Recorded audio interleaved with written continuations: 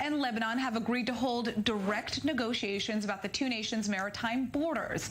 Now, this is a rare development. That's because Lebanon and Israel are still formally at war. But with the United States as the mediator here, direct negotiations are set to be held in mid-October, and they'll be monitored by the UN on the blue line separating Lebanon and Israel. And with us for more on this story, we have our correspondent Yotam Confino joining us.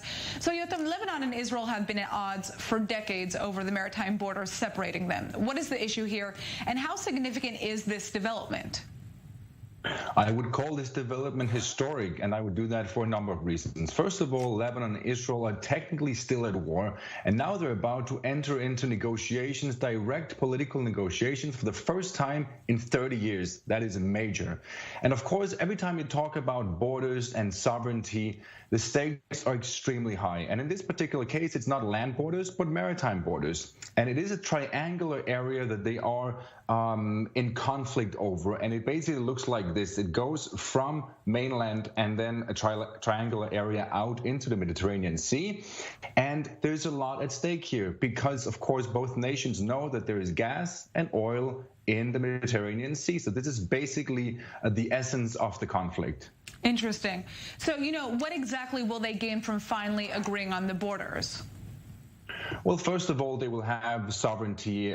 Each will have their own parts of the Mediterranean in front of their nations. And also they will get to actually exploit these massive gas fields and oil fields, and especially Lebanon, because Israel also already has several gas fields that bring in billions of dollars every year. Lebanon is not so lucky yet. They might be whenever they actually agree on these borders. So in this particular area, economically, there's a lot to gain for both states.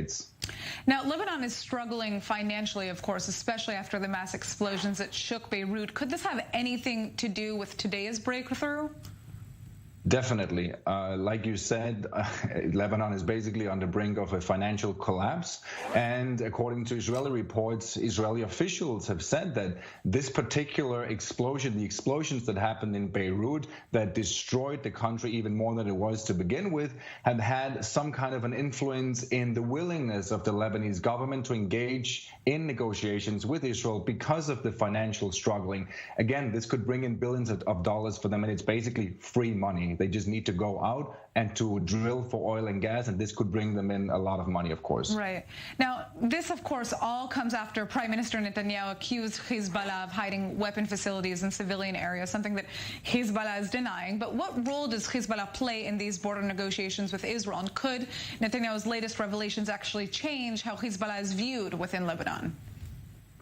Look, Lebanon and Israel have been in negotiations, diplomatic negotiations over these maritime borders for a couple of years now. And up until a year ago, there was not any breakthrough and nothing was really happening. And mainly because Hezbollah was really putting their foot on the brake, and they were not happy with it. Of course, Hezbollah is the enemy of Israel. But now, because of the situation, because Hezbollah is also suffering financially, and they also set to gain a lot of money from these gas and oil fields, it seems as if they're willing to allow the negotiations to go on. Everything that is going on in Lebanon, Hezbollah has a say in. And with regards to Netanyahu's accusations, there's no doubt that he's doing everything he can to persuade the Lebanese people that Hezbollah is the enemy of the people. And every time he brings forward these proofs and he basically tries to push the Lebanese people to go against Hezbollah.